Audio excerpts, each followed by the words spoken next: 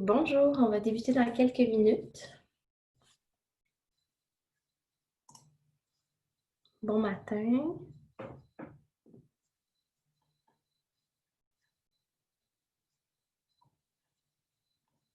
On va attendre quelques minutes que tout le monde rentre. Ça rentre tranquillement.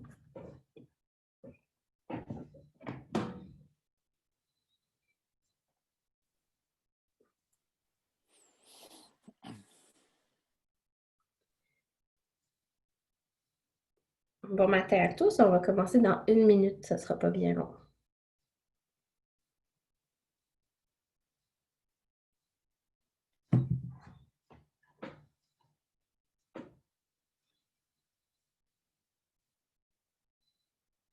Super. Go, on va commencer. Bonjour tout le monde, bienvenue à cette troisième et dernière de classe de maître.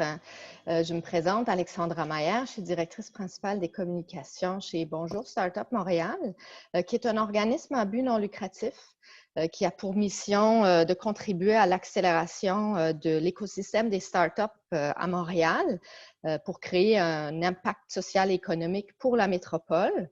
Donc, dans quelques minutes, Dalen Gay va vous parler aujourd'hui du modèle d'affaires. Juste avant, on va prendre une minute ou deux, moi et Eric, pour vous parler un petit peu des organisations, des organisateurs. Ce ne sera pas bien long. Donc, le deuxième organisateur, c'est Montréal Inc., qui est une fondation qui offre des bourses de démarrage et l'accompagnement par des coachs bénévoles chevronnés. Et donc, déjà, ces deux organismes-là collaborent avec Startup en résidence, qui est l'incubateur de Desjardins. Donc, avant que je passe la parole à Eric, juste vous préciser que suite à la présentation de Dalen Gay, qui va démarrer dans une couple de minutes, il y aura une période de questions. Donc, on préfère, avec un format virtuel, garder les questions à la fin. Donc, notez-les bien. Vous aurez la chance de les poser. Vous pouvez les mettre dans le Q&A que vous voyez en bas de l'écran, puis on va les noter avant la période de questions. Donc, je passe la parole à Eric. Merci beaucoup, Alexandra. Alors, je m'appelle Éric Morin. Je suis conseiller principal en innovation à la direction innovation ouverte chez Desjardins. Je suis aussi responsable lead de l'incubateur de Desjardins qui est Startup en résidence. Je suis bien heureux de collaborer avec Montréal Inc. et Bonjour Startup Montréal, qui sont deux acteurs très, très importants de la scène startup. L'incubateur Startup en résidence de Desjardins accueille et accompagne depuis 3 ans déjà des startups qui proviennent des 4 coins du monde et qui ont le potentiel d'apporter une valeur ajoutée aux membres et clients de Desjardins et aussi appuyer l'institution financière dans sa transformation numérique et créer un impact dans la société canadienne. On reçoit des startups en techno-financière, en immobilière, donc la PropTech, mais aussi en santé, la HealthTech. Et évidemment, on pousse l'innovation dans ces technologies-là à travers le Canada. Pour la classe d'aujourd'hui, comme Alexandra le disait plus tôt, on a le plaisir d'accueillir Dalen Gay, qui est le fondateur de Digit Management, mais aussi expert pour Startup en résidence. Petite note, Dalen vous offrira un petit cadeau à la fin de la session. On la remercie beaucoup pour ça. Il vous présentera aussi une offre spéciale pour un programme de lancement d'entreprise pour ceux et celles que cela intéresse. Alors, ça sera une petite pub, mais très, très, très intéressante. Dalen, merci d'être avec nous aujourd'hui, juste avant cet été qui s'annonce chaud. On te donne le plancher. Merci. Je vais vous partager mon écran. Est-ce que ça fonctionne? Oui. Donc, tout d'abord, merci beaucoup à Montréal Inc. Merci aussi à Bonjour Startup Montréal et à Startup en résidence Desjardins, entreprise et surtout organisation pour laquelle j'ai le plaisir et le bonheur d'être aussi un coach. Et je vous remercie en fait de me donner cette opportunité-là, en plein déconfinement de la COVID, de vous partager cette session qui a pour titre « Comment rendre votre modèle d'affaires exponentiel ». Donc, mon objectif aujourd'hui, en fait, à la fin de cette rencontre-là, c'est que vous soyez en mesure d'évaluer froidement la situation actuelle de votre entreprise en utilisant des outils, mais surtout des outils qui sont éprouvés, dont le modèle, le Canva de modèle d'affaires. Également, connaître les éléments qui vont vous permettre de générer des revenus de façon exponentielle, donc non pas linéaire, mais vraiment avec des multiples année sur année, Même les entreprises en démarrage, c'est important dès le départ d'avoir cette vision-là de croissance exponentielle de l'entreprise. Et à la fin, bien, je vais vous présenter une méthodologie, en fait, le PDCA, qui est tiré de la méthodologie Lean, qui va vous permettre d'améliorer de façon continue votre entreprise et de réduire les gaspillages de temps et d'argent. Mais surtout, le but de cet objectif, le but de cette présentation-là, c'est de vous permettre de réduire votre risque d'affaires et d'augmenter vos revenus. Même en situation de crise, c'est important de planifier et de se faire un modèle, en fait, pour être en mesure de continuellement réduire son risque d'affaires. C'est normal de prendre des risques en affaires. L'idée, c'est de les minimiser. Donc, si vous restez jusqu'à la fin, comme Éric vous l'a mentionné, tel que promis, je vais vous partager gratuitement mon livre numérique « Bâtir un modèle d'affaires solide et rentable ». Ce livre numérique-là, ce e-book-là, va vous permettre de maîtriser le modèle d'affaires Canva que l'on va utiliser aujourd'hui. Mais en plus, je vais vous présenter une offre de pré-lancement d'un programme qui va vous permettre de lancer rapidement une entreprise et qui va être disponible très bientôt. Donc, qu'est-ce qui va rendre cette session différente? Bien, au cours de cette session-là, je vais vous partager mon expérience. En fait, je vais vous partager les clés qui m'ont permis de démarrer 8 entreprises et surtout les pièges à éviter lorsqu'on est en démarrage ou dans la première année de démarrage. Mais avant de commencer, j'ai besoin de toute votre attention pour les prochaines minutes qui vont suivre. C'est une formation qui habituellement a une durée de 2 jours. Je vais vous la wrapper en 40 minutes. Je vais essayer de vous faire de mon mieux pour vous partager le maximum d'informations, mais je vais vous demander par contre de fermer vos cellulaires, les logiciels de courriel, vos Messenger, les Slack, les Skype, s'il vous plaît. Fermez le tout et puis ça va me permettre de vous transmettre le plus d'informations possible. Donc, êtes-vous prêts? On peut y aller. Gardez vos questions pour la fin, ça va me faire plaisir. On va se prendre une portion des prochaines minutes, en fait, de la prochaine heure ensemble, puis je vais répondre à vos questions. Donc, je me présente rapidement. Delaine Gay, de nombreuses années que je suis impliqué dans 4 incubateurs, entre autres, et accélérateurs d'entreprises au Québec. Je suis un entrepreneur en série, donc j'ai d'autres belles qualités, mais ce que j'ai fait dans la vie, en fait, depuis l'âge de 16 ans, c'est que j'ai démarré des entreprises. Maintenant, je suis rendu à 53. Je démarre encore des entreprises pour moi, puis j'aide des entrepreneurs à avoir du succès. J'ai eu la chance de participer à la rédaction du livre Exponential Transformation et j'ai récemment publié un livre qui s'appelle La clé des entrepreneurs à succès. En 2014, à 47 ans, je suis retourné sur les bancs d'école pour aller faire un MBA à McGill et à HEC Montréal. Et je vous invite à me faire une demande de réseautage sur LinkedIn là, sans aucun problème. Donc, j'ai lancé 8 entreprises au cours des 30 dernières années. J'ai eu la chance, ou certains vont me dire la malchance, j'en ai fermé aucune sur les 8 business que j'ai lancés. Fait particulier, je n'ai jamais lancé dans le même secteur d'activité. Donc, les 8 entreprises, en fait, étaient totalement différentes les unes des autres. Particularité, je n'ai jamais démarré seul une entreprise, donc je m'entoure toujours des meilleurs que moi, je m'entoure toujours des spécialistes dans le secteur d'activité dans lequel je lance. J'ai un réseau, un carnet d'adresses quand même assez bien rempli pour m'aider à être capable de me concentrer sur qui peut m'aider et non pas comment je vais le faire moi-même. Comme par exemple, si je dis, je lance une nouvelle entreprise, j'ai besoin d'un logo, en plus d'être daltonien, je suis vraiment mauvais en design. Donc, je vais plutôt travailler avec un designer qui, lui, fait des années qu'il travaille avec Photoshop au lieu que moi, ça me prend 30 heures à apprendre le logiciel puis avoir un résultat très moyen. Donc, j'aime mieux travailler avec des experts qui vont m'aider à prendre la vitesse et moi, je vais pouvoir me concentrer sur livrer la vision de mon entreprise. J'ai fait plusieurs erreurs, dont celle d'essayer de tout faire moi-même, mais la plus grande erreur en tant qu'expert, c'est que je me suis dit que je savais ce que mes clients voulaient. Donc, l'erreur principale que j'ai faite, ça a été de me fier sur mes hypothèses et de ne pas les valider auprès de clients. Une autre erreur que j'ai faite dans le même secteur au niveau des segments de clients, je n'ai pas su définir qui était mon client de rêve. En fait, je me suis retrouvé avec des clients qui ne partageaient pas du tout les mêmes visions, les mêmes valeurs d'affaires que moi. Ce n'étaient pas mes clients de rêve. Donc, j'ai dû faire à plusieurs reprises dans mes entreprises en démarrage des pivots au niveau de mes clientèles. Donc, au début, je disais oui à tout le monde. Et ce fut probablement la plus grande erreur que j'ai faite parce que mon entreprise n'avait pas la croissance et n'avait surtout pas la rentabilité espérée. Mais j'ai appris de mes erreurs, en fait. C'est ce que je vais vous partager ce que j'ai fait au cours des 30 dernières années. Je vais vous partager à définir qui est votre client de rêve, à valider les besoins de vos clients, à utiliser une méthode simple pour lancer avec succès vos projets d'entreprise et surtout à vous baser sur des faits et non pas des hypothèses. On peut faire ça rapidement, on peut faire tourner les coins ronds. En fait, par tricher, ce que je veux dire, c'est que vous pouvez croire que vous savez mieux que vos clients de ce qu'ils ont besoin. Vous pouvez penser que c'est facile de faire des ventes, puis vous n'êtes pas l'expert, vous êtes peut-être l'expert dans votre domaine, mais vous n'êtes pas votre clientèle cible. Et par prendre des raccourcis, ce que je veux dire, c'est de ne pas faire ses devoirs afin d'évaluer vos options avant d'engloutir beaucoup de temps et d'argent dans une aventure qui se terminera par un échec. La validation, elle est primordiale. Il faut parler à ses clients, même à des fournisseurs. Je vous raconterai une anecdote un peu plus tard de la dernière entreprise que j'ai lancée, qui était une microbrasserie.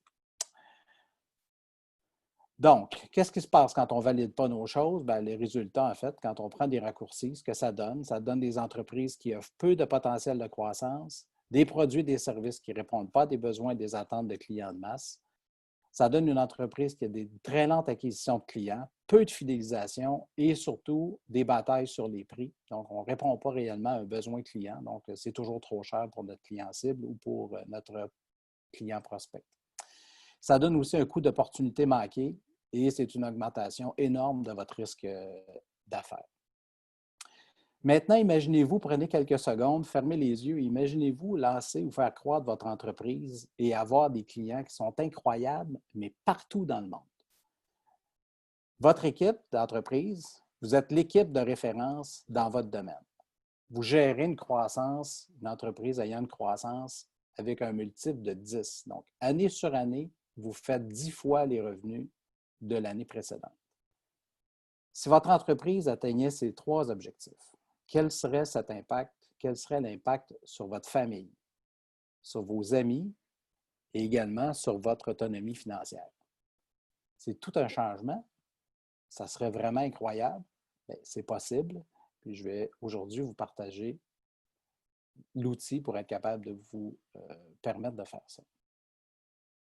Fait que je vais maintenant vous révéler les 3 secrets, les outils que j'utilise de façon quotidienne. En fait, je bois mon propre Kool-Aid, comme on dit. Donc, ce que je vais vous présenter, c'est vraiment un outil que j'utilise à tous les jours pour mes entreprises et pour les entrepreneurs avec lesquels je travaille. Puis en plus, je vais vous partager une petite facette de ma personnalité. Je déteste prendre des risques ou même prendre des décisions de façon impulsive. Fait que moi, ça me prend un plan. J'aime ça, avoir au moins un plan sur 12 mois où je m'en vais de façon très précise. Je prends des risques, mais je prends des risques calculés. Donc, je vous propose, c'est une méthode éprouvée en 3 étapes, très simple, afin de lancer ou même faire croître votre entreprise et réduire votre risque d'affaires. Le secret numéro 1, c'est que je dois valider mon modèle d'affaires. Mais avant d'avoir dit ça, c'est quoi un modèle d'affaires? Donc, un modèle d'affaires, le Business Model Canvas, est tiré du livre Business Model Generation. Je vous le recommande fortement. Ça a été développé par Alexander Osterwalder et Yves Pignard, de qui j'ai eu la chance de recevoir la formation. C'est un outil que moi j'utilise sur une base quotidienne depuis 2010 et c'est l'outil que nous allons utiliser tout au long de cette session. Mais avant, à des fins de définition, en fait, c'est quoi un modèle d'affaires? On en entend beaucoup parler. Les gens vont le confondre aussi à l'occasion avec le plan d'affaires. Donc, c'est 2 choses qui sont complètement différentes. Le modèle d'affaires, c'est un outil de brainstorming, de prototypage, en fait, qui nous permet de mettre sur papier de façon simple sur une seule feuille. Je vais vous le montrer, le Canva, à l'instant. Sur une seule feuille, capable de définir quelle est mon entreprise. Puis, on peut aussi l'utiliser pour définir quelle est notre clientèle cible et même la compétition. Donc, c'est un outil qui contient 9 blocs, mais c'est surtout la logique entre chacun des blocs qui est importante. Donc, chacun des blocs de façon individuelle est important, mais la combinaison des 9 blocs amène tout son sens et amène toute la profondeur au modèle d'affaires. Ça vous permet aussi de capturer, créer puis livrer de la valeur pour l'ensemble de nos parties prenantes. Quand je vous dis parties prenantes, on tient en compte les actionnaires, les employés, les clients, les partenaires, ainsi que la communauté dans laquelle l'entreprise fait affaire. Donc, je vous passe ça rapidement. Le business model d'affaires, donc c'est un outil qui est très visuel, qui permet d'imaginer et même de faire évoluer une entreprise. Je l'utilise aussi dans les entreprises en croissance. Donc, c'est aussi bon pour un start-up que pour les entreprises en croissance. Fait que 9 blocs, on va passer chacun des blocs. Je vais vous donner des exemples de chacun des blocs à utiliser. Première des choses, on n'écrit jamais sur le business model Canvas. On utilise des post-it pour être capable de travailler et de modifier notre business model. Et puis, à la fin de la session, en fait, vous pourrez télécharger le Canva gratuitement de mon site web là, sans aucun problème. Il est disponible et même je vous recommande fortement d'en imprimer une grande version et de l'accrocher au mur dans votre entreprise ou dans votre bureau. Et l'ordre des blocs est important. Donc, le premier bloc que l'on va regarder, c'est le bloc des segments de clients. Donc, un segment de client, on va le faire quand même assez à haut niveau. Donc, un segment de client, c'est exemple, moi, mes clients, c'est du B2B. C'est des entreprises ou c'est des particuliers avec un revenu élevé ou un revenu moyen. Et à l'occasion, on va aussi déterminer le territoire. Donc, est-ce que c'est des entreprises au Québec, au Canada, dans ma localité, ou si j'ai une entreprise exponentielle, à ce moment-là, mon segment de client sera localisé à l'échelle internationale. Donc, si on veut être une entreprise à forte croissance, il ne faut pas se limiter sur une zone géographique. Le deuxième bloc, c'est celui de la proposition de valeur. Donc, qu'est-ce que je vais retrouver dans ce bloc-là, en fait? C'est de quelle façon est-ce que je vais régler et quel problème je règle de mes clients? Quels sont les besoins de mes clients? Quelles sont les attentes de mes clients? Donc, ce n'est pas un endroit où je vais mettre les spécifications de mon produit ou de mon service. Donc, je ne suis pas en train de designer un produit, je suis en train de designer une entreprise. Donc, la proposition de valeur, c'est ma réponse aux besoins et attentes de mes clientèles cibles. Troisième bloc, les canaux.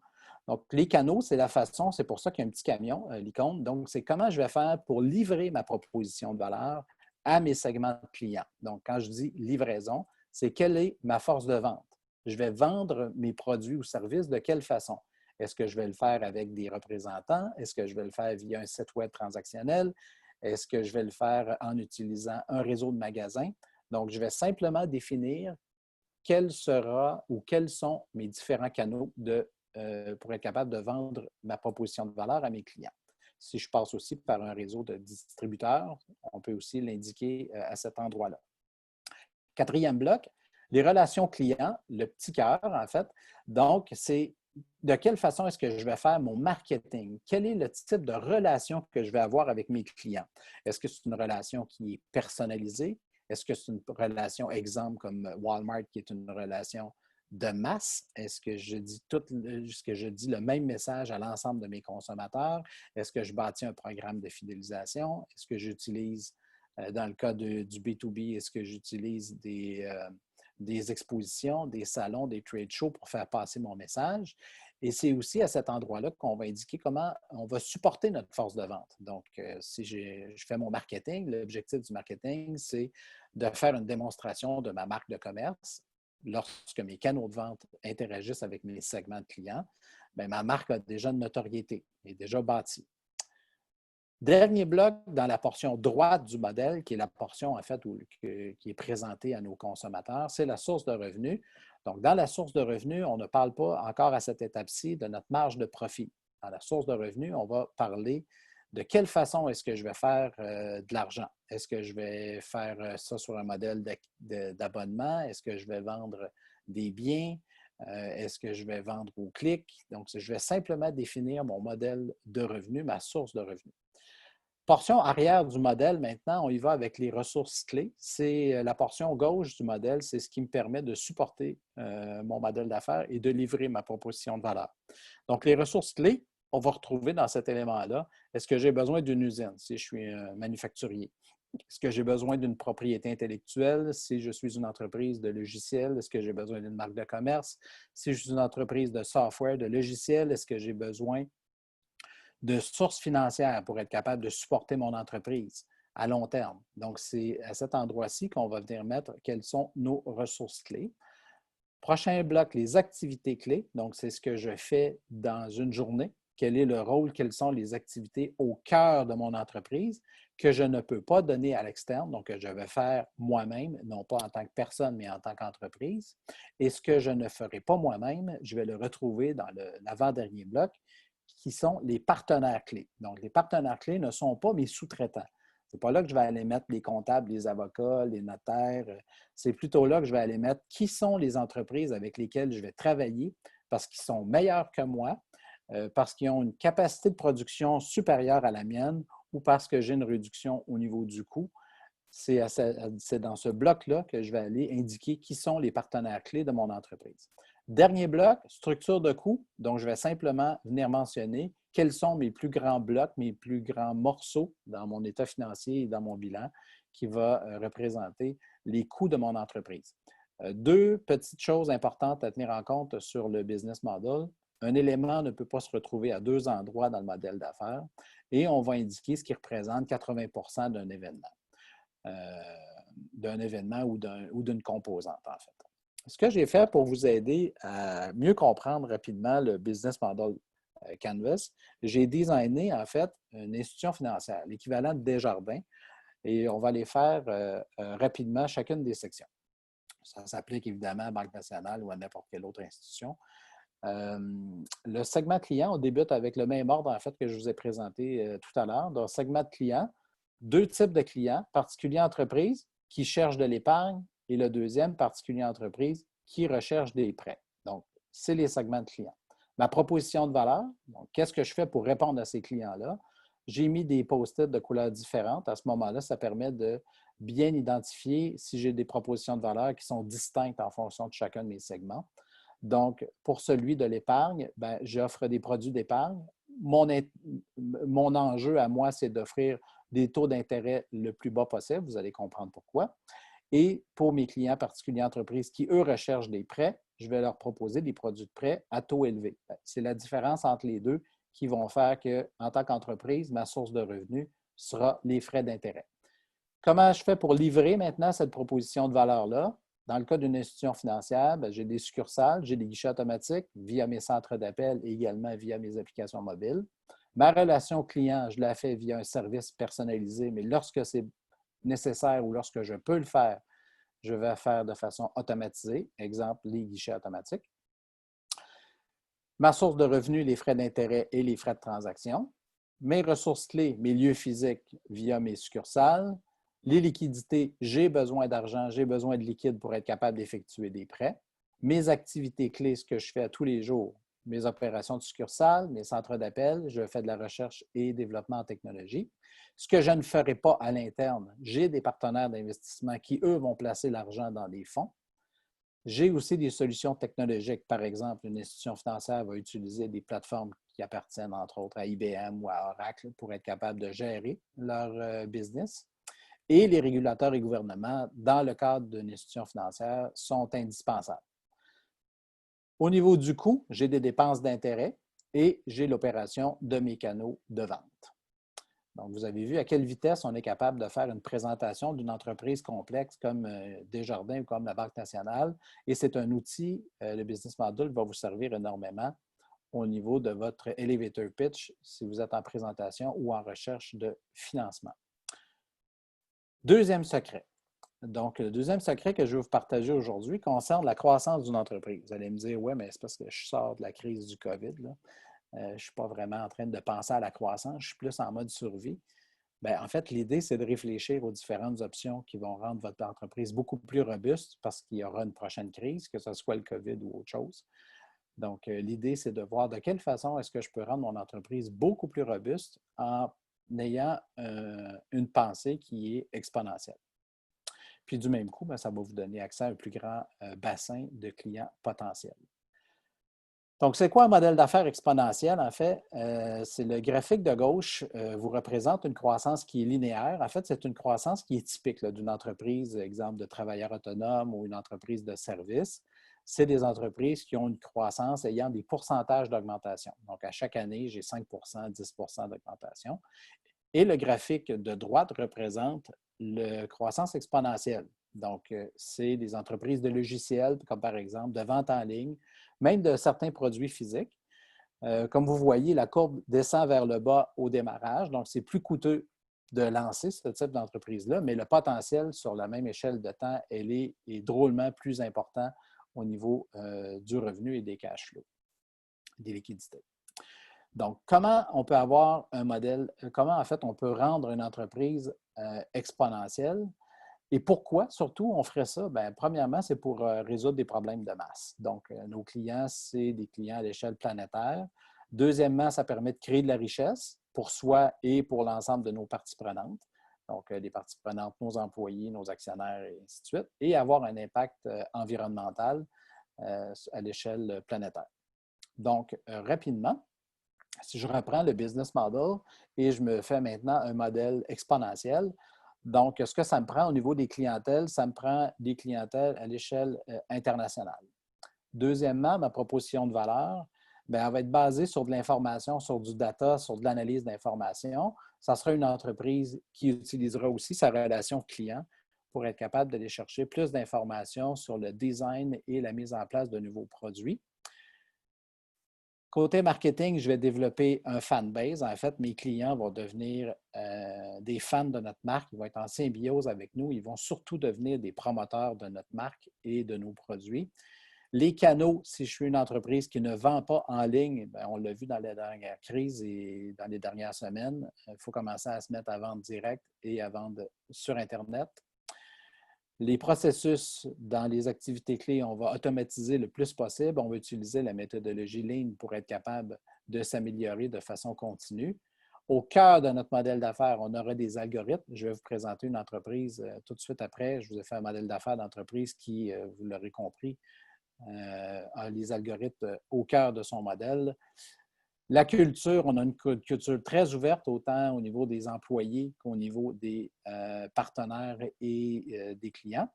Et pour terminer, nos partenaires clés, on aura une relation d'exception avec eux. Donc, on ne les traite pas en fournisseurs, mais c'est vraiment une partie prenante de notre entreprise et de notre modèle.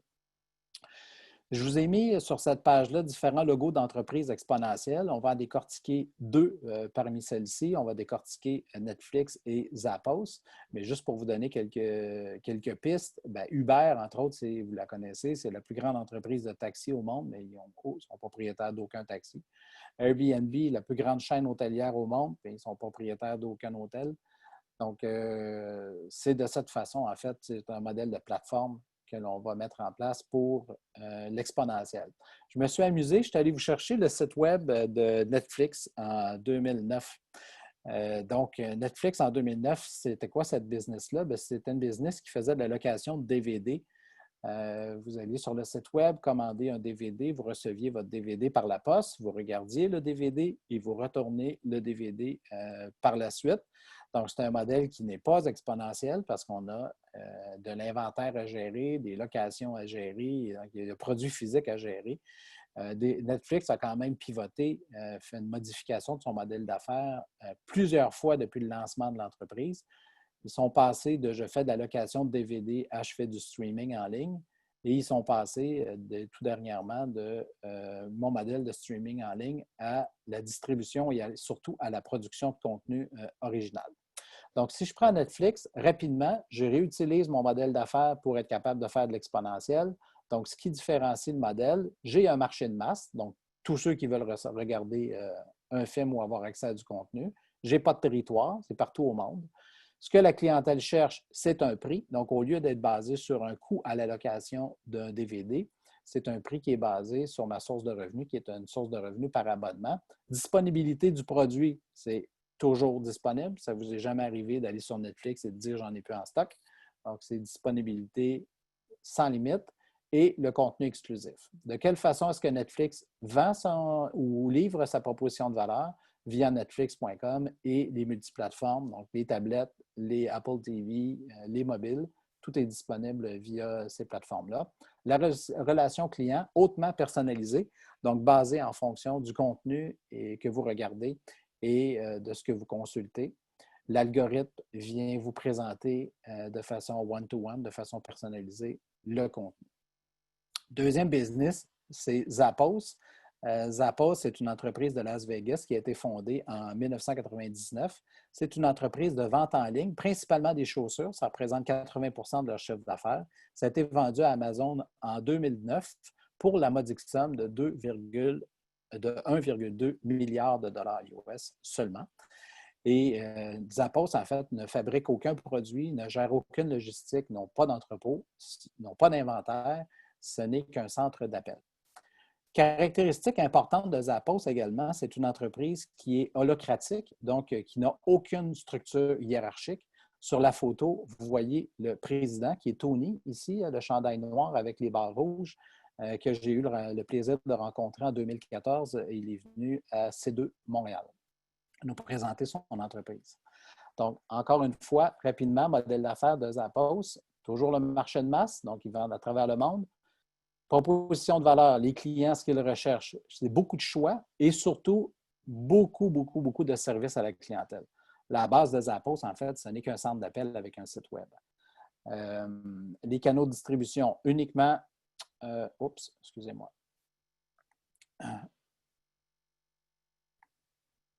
Uniquement en ligne.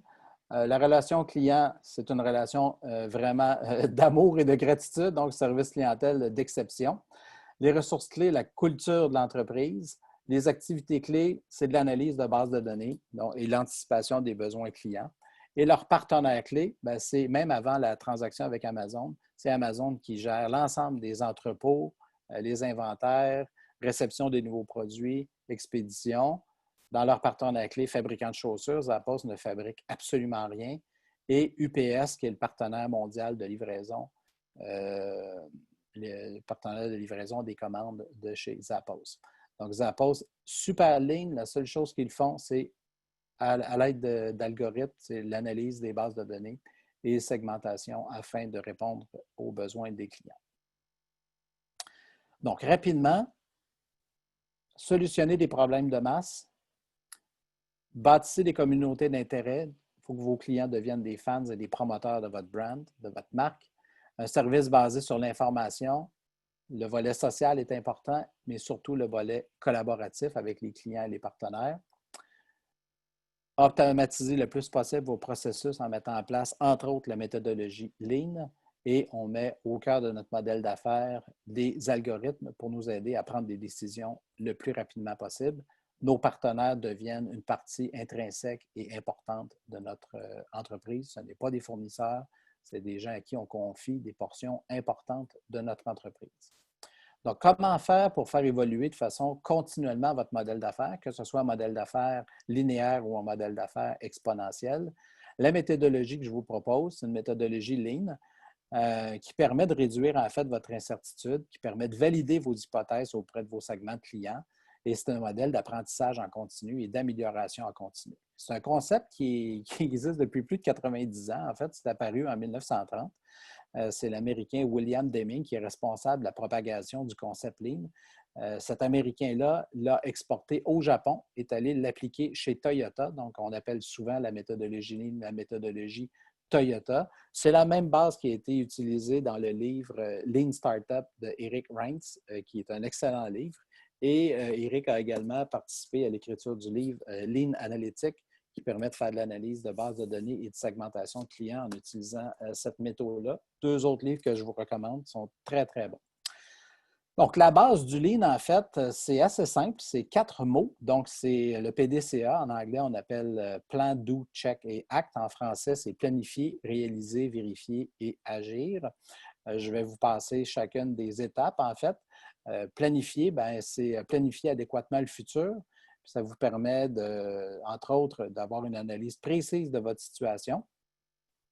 En tant que dirigeant, c'est votre rôle, en fait, d'évaluer froidement la situation actuelle et surtout l'évolution de votre modèle d'affaires.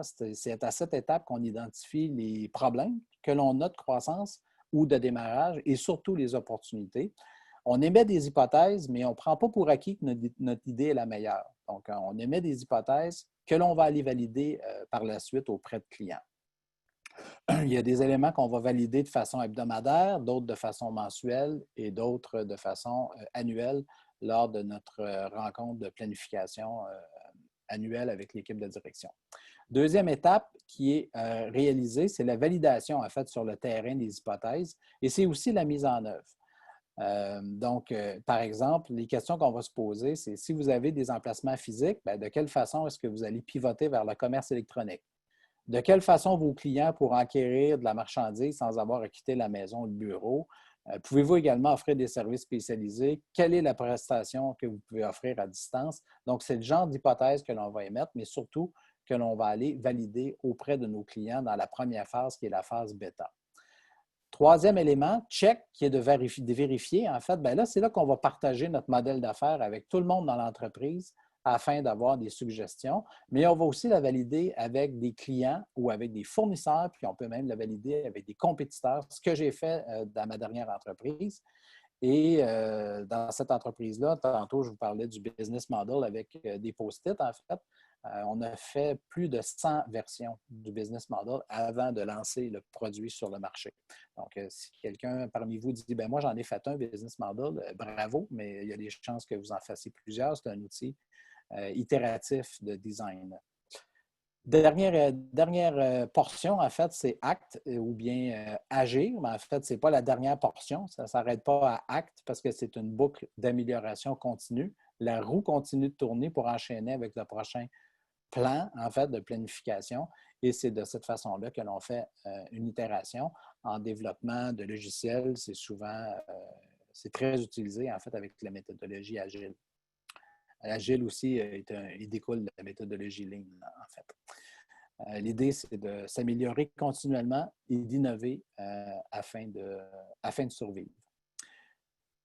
C'est l'heure des surprises. Donc, voici le lien afin de télécharger mon e-book. Donc, https://www.startup30.co/ livre gratuit. On va également, dans le courriel qui va suivre cette session demain ou lundi, vous allez recevoir aussi le lien, mais il est déjà disponible. Donc, si vous allez sur ce site-là, vous serez en mesure de télécharger mon e-book, bâtir un modèle d'affaires solide et rentable. Le livre, en fait, a été écrit pour vous permettre de maîtriser l'utilisation du business model. Mais ce n'est pas tout, comme dirait Steve Jobs. Donc, j'ai une autre surprise pour vous. Éric en a parlé en introduction. C'est une surprise, mais c'est une surprise qui n'est pas pour tout le monde. Elle est réservée uniquement aux personnes les plus motivées d'entre vous. En fait, je vais accompagner 10 personnes parmi vous à démarrer votre entreprise en ligne. C'est quoi, en fait? Bien, c'est Startup 30. C'est un nouveau programme. C'est 30 jours sur, en fait, 5 jours par semaine pendant 6 semaines. Donc, les week-ends, on vous laisse tranquille. Le programme permet un lancement rapide d'une entreprise en ligne en utilisant des méthodes et des outils éprouvés. Donc, en 30 jours, vous démarrez votre entreprise en ligne et vous aurez des clients potentiels. Si vous avez déjà démarré votre entreprise, ça vous permet de valider que tous les blocs sont bien au bon endroit pour être capable de faire une croissance plus rapide. C'est seulement 10 personnes et les 10 personnes vont vraiment être accompagnées au cours du programme. Donc, ce que vous obtenez une méthode de lancement afin de réduire votre risque. Vous serez accompagné par des experts. C'est une vidéo par jour pendant 30 jours avec des outils éprouvés à télécharger. Vous aurez accès à l'espace membre à vie ainsi que toutes les améliorations du programme. Tout ça pour une valeur de 3 300 $. En plus, pour les 10 premières personnes qui vont faire partie du groupe, vous aurez accès au groupe Facebook Startup 30 qui est déjà en ligne, qui est maintenant disponible. Session de coaching de groupe en ligne hebdomadaire. Donc, les 10 personnes, vous aurez droit à une session de coaching avec tout le groupe. Et vous aurez aussi 1 heure de consultation avec moi pour vous aider à utiliser le Business Model Canvas. En plus, une valeur de 1 191 $. Donc, rapidement, ce que vous obtenez, méthode de lancement, accompagné par des experts, 30 vidéos de formation, l'espace à vie ainsi que les améliorations, le groupe Facebook, 1 heure de coaching par mois, par semaine live, 1 heure de consultation avec moi pour vous aider à utiliser le Business Model, une valeur de 4 490 $. Pour les 10 premières personnes, on vous fait cette offre de lancement-là à 587 $. C'est quand même tout un rabais, tout un escompte, toute une promotion. C'est déjà disponible. Donc, on prend seulement que les 10 premières personnes. Vous pouvez vous rendre au www.startup30.co. C'est déjà disponible et vous pouvez vous procurer l'offre de lancement dès maintenant. Avez-vous des questions? Et c'est le moment où on répond à vos questions. Bonjour Dalen. Donc, j'invite tout le monde à poser vos questions, soit en levant votre main ou en posant une question dans le Q&A, encore une fois, ici en bas. Moi, j'aurais peut-être une pour nous starter, comme on dit. Je pense aux entrepreneurs qui sont en démarrage ou qui ne sont pas assez avancés. Tu as beaucoup parlé avec raison là, de valider le modèle auprès des clients. Mais qu'est-ce que tu conseilles à des gens qui n'ont pas encore de clients, ils sont en pré-revenu ou ils ne sont pas rendus là? Qu'est-ce qu'ils peuvent faire? Comment ça s'applique à eux? Bien, la première chose, en fait, ça serait de définir c'est qui mon client de rêve. Donc, avec qui je veux faire de la business? Quel est le segment de client ou quelles sont les particularités ou en fait même quels sont les clients ou les prospects qui pourraient partager les mêmes valeurs que moi?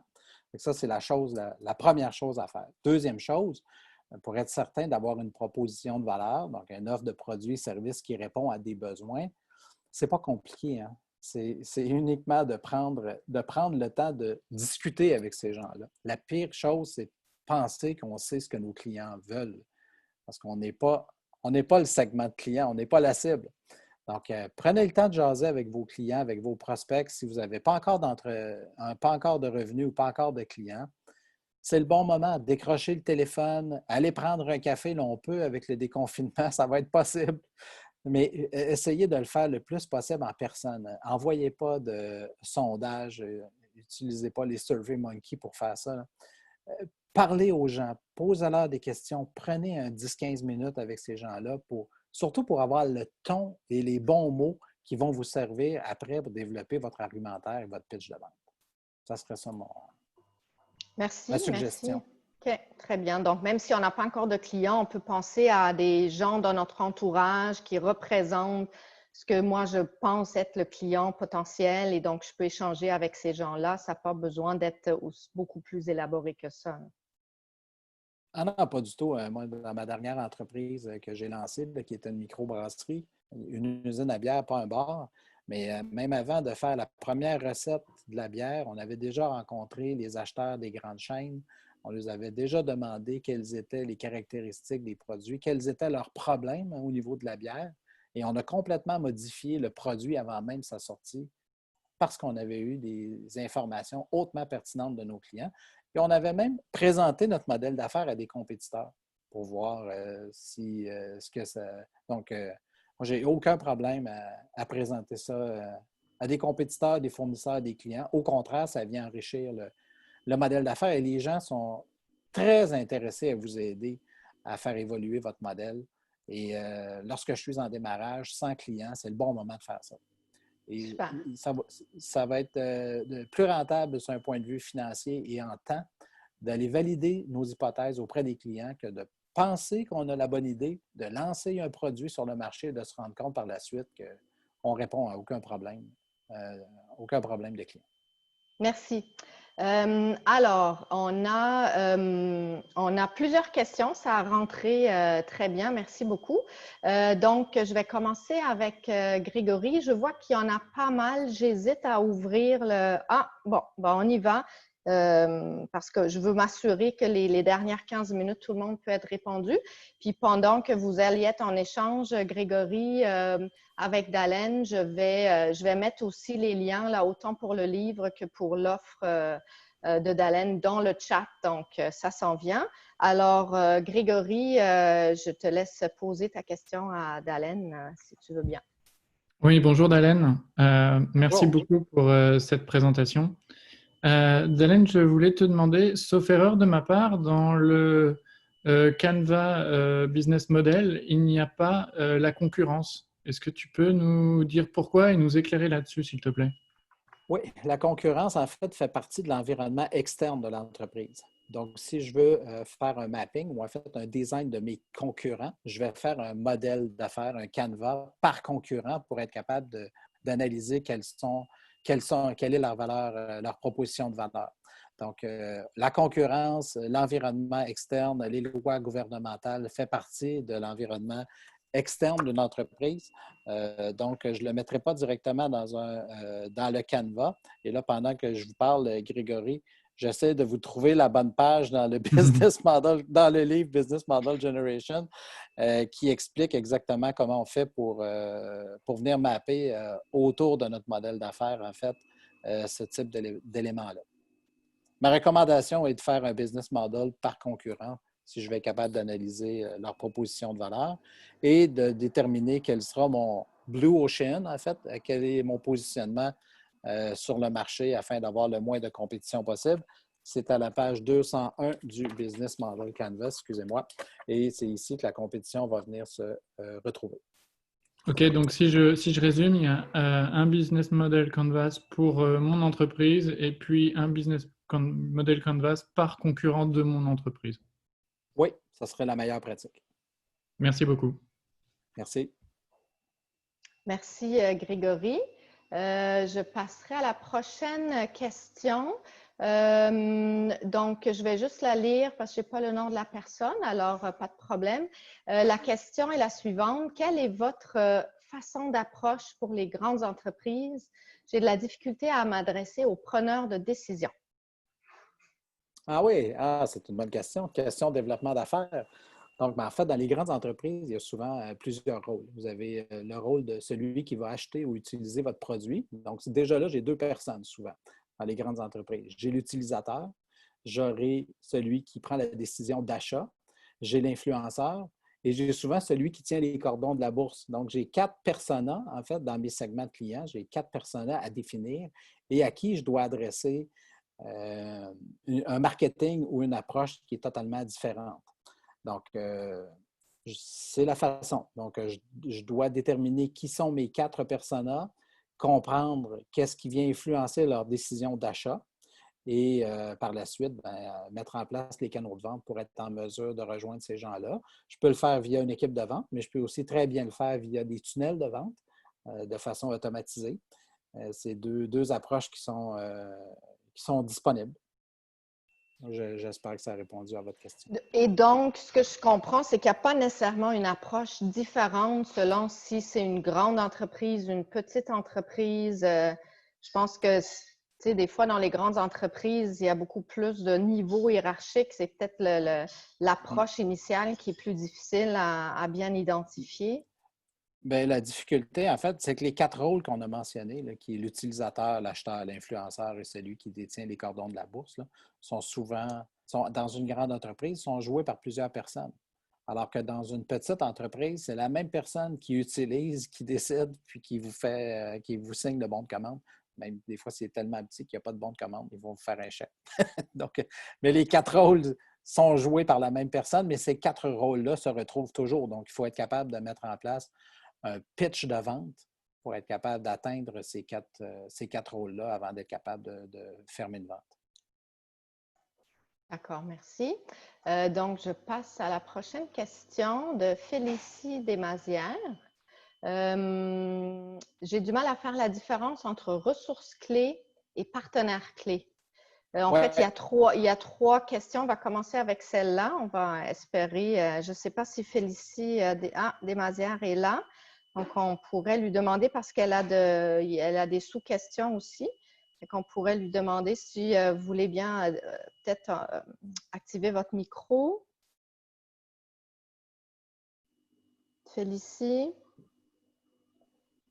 Sinon, on peut y aller comme ça. Donc, la différence entre ressources clés et partenaires clés. Oui, donc c'est souvent ces 3 blocs-là, ça devient un peu mélangeant. Il faut jouer avec. Le Business Model Canvas, c'est un muscle. Hein? Faut le travailler, il faut le développer pour être en mesure d'être à l'aise. Mais je vous résume ça rapidement. Donc, les ressources clés, c'est qu'est-ce que j'ai besoin de façon essentielle. Par exemple, je suis une entreprise manufacturière. Est-ce que j'ai besoin des usines pour fabriquer mon produit? Je peux prendre la décision que je vais tout faire moi-même ou je peux prendre la décision, comme Zappos, de faire fabriquer par quelqu'un d'autre. Donc, si je le fais moi-même, mon usine va se retrouver dans les ressources clés. Si je le fais faire par quelqu'un d'autre, bien, la fonction de production va se retrouver dans mes partenaires clés parce que c'est la production d'un produit qui est cœur à ma business. Donc, si ce n'est pas moi qui le fais, je le fais faire par quelqu'un qui est moins cher, qui a plus de capacité de production que moi, donc devient un partenaire clé. Les activités clés, c'est ce que je ferai dans mon entreprise. Donc, par exemple, si c'est moi qui fabrique mes produits, bien, dans mes activités clés, j'aurai la fonction de gestion de la production, gestion de la logistique. Si ce n'est pas moi qui le fais, j'aurai dans mes activités clés l'activité de supervision de mon partenaire. Donc, je ne sais pas si j'ai été clair. Okay. Un autre exemple, c'est Nespresso, là, qui est un produit que tout le monde connaît, qui était drôlement intéressant. Nespresso, ben, ils ne font pas pousser le café. Donc, ils ont des ententes avec les producteurs de café. Donc, le producteur de café est un partenaire clé dans le cas de Nespresso. Par contre, la fabrication des capsules est faite par Nespresso. Donc, ils ont des usines pour fabriquer les capsules de café, mais ils ne font pas pousser le café. Merci. Merci. Félicie, en fait, elle ne peut pas poser sa question live parce qu'il y a un problème de micro.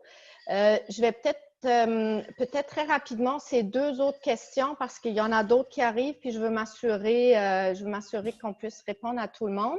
Donc, peut-être les deux questions rapidement de Félicie. Donc, pouvez-vous raconter votre échec avec votre démarrage de microbrasserie? La deuxième question, nous désirons lancer une entreprise de biscuits apéritifs de Drèche. Nous avons donc du stock. Pouvons-nous avoir ce modèle exponentiel quand même? Ah oui, bien sûr. Bien, en fait, la microbrasserie est loin d'être d'un échec. La brasserie existe toujours. Donc, c'est la bière, je vais faire une petite pub. Donc, la bière s'appelle Baldwin. C'est une bière bio en canette. Donc, l'entreprise existe toujours. En fait, c'est une entreprise subséquente où on avait fait l'erreur de croire qu'on savait à la place du client quel était son problème, quel était le meilleur produit et service pour lui. Et on s'est drôlement rendu compte que on n'est pas le segment, on n'est pas la cible. Donc, on est retourné à la table à dessin et on a rencontré des clients, des prospects, réajusté le tir.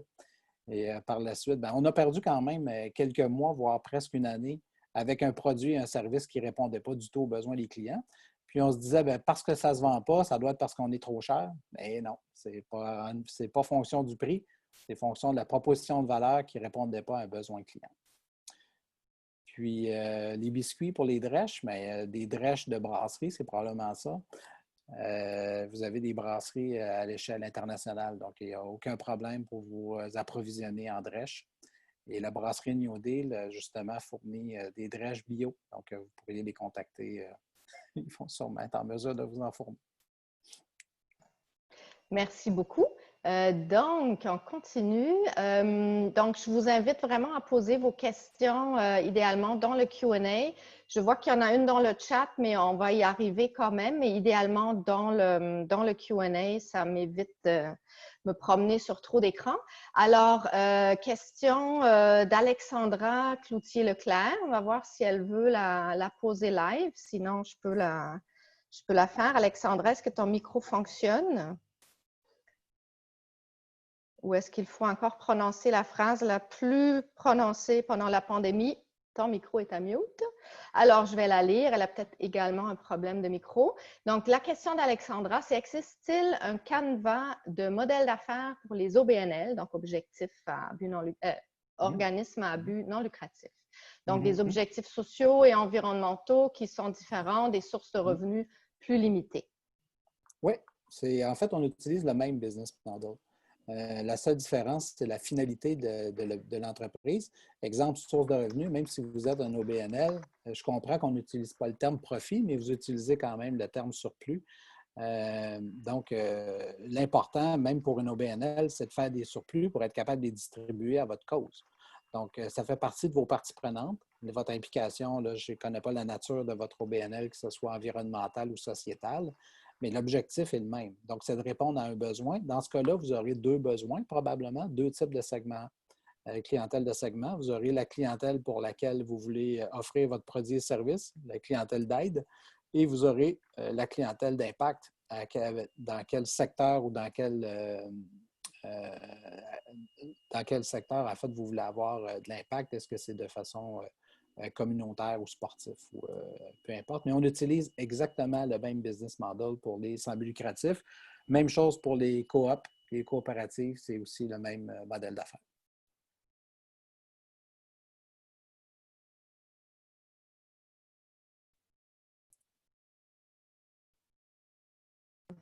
Bon, j'avais un petit problème de souris. Donc, merci beaucoup. Je passe maintenant à la question d'Isabelle Lopez. Comment optimiser l'amélioration continue du modèle et des processus internes, exemple l'automatisation, en même temps que les opérations? Et entre parenthèses, elle précise qu'ils ont 2 ans d'existence. Ah, ben, elle est là, Isabelle. Super. Oui, bonjour. Oui, bonjour, je suis là. Bonjour. Bonjour, super. Isabelle. Oui. Mais en fait, c'est plus parce qu'on a vu une différence chaque fois qu'on avait pris le temps d'ajuster le business model dans la dernière année. À chaque fois, c'était vraiment, ça a des impacts directs là, sur notre capacité de percer le marché. Mais c'est toujours au coût de X temps de se regarder le nombril comme équipe. Et c'est désorganisant, ça prend du temps. Et quand tu as des opérations, ça devient comme un double shift. Je me demandais si tu avais 2-3 trucs. Oui, bien, c'est peut-être de prendre des plus petits morceaux. Donc, au lieu de tout changer, une fonction ou un département ou une production, ce que l'on va faire, en fait, c'est de découper le tout en plus petits blocs. Le plus important, c'est de s'assurer que les modifications que vous faites ajoutent vraiment de la valeur à vos clients. Souvent, ce que l'on va faire, c'est qu'on va modifier ou améliorer des processus. Ça ne change absolument rien dans la vie du client. Donc, la première chose, là, si j'ai à prioriser quelles seront mes modifications, mes changements, mes améliorations, dans exemple, dans les prochains 12 mois, bien, je vais commencer par ceux qui vont ajouter de la valeur au client. Et quand je dis ajouter de la valeur au client, c'est parce que le client sera prêt à payer pour. Donc, si j'ajoute de la valeur, des produits, des features, des spécifications à un produit ou à un service, puis le client n'est pas prêt à débourser pour ce produit-là ou ce service-là, bien, vous n'ajoutez pas vraiment de valeur au client. Donc, débutez par ce qui ajoute de la valeur au client, ce qui va vous permettre d'augmenter vos revenus, surtout vos liquidités en démarrage. Ce qui est le plus important, c'est la gestion de vos liquidités et de prendre des plus petits blocs et de les intégrer à votre développement d'entreprise. Si je fais le parallèle avec une entreprise de logiciels, par exemple, bien, eux vont appliquer la méthodologie agile et je travaille avec certaines compagnies de logiciels qui font une amélioration de leurs produits à chaque 3 semaines. Donc, à chaque 3 semaines, on fait un release, donc on déploie sur le marché une nouvelle version, soit d'une spécification ou d'une fonctionnalité. C'est des plus petits blocs, mais au bout d'1 an, on a moins brassé la cage, en fait. Là, on a moins brassé l'entreprise, puis on a continué à faire de la croissance. Ça serait ma recommandation. Et vous aviez mentionné utiliser le Business Model Canvas quotidiennement. Comment ça se passe? C'est en vous levant, vous regardez ça un peu comme on se regarde dans le miroir et vous dites est-ce que ça me plaît encore? Comment ça se passe? Ça? J'essaie de ne pas le faire seul dans le miroir. J'essaie de le faire en équipe.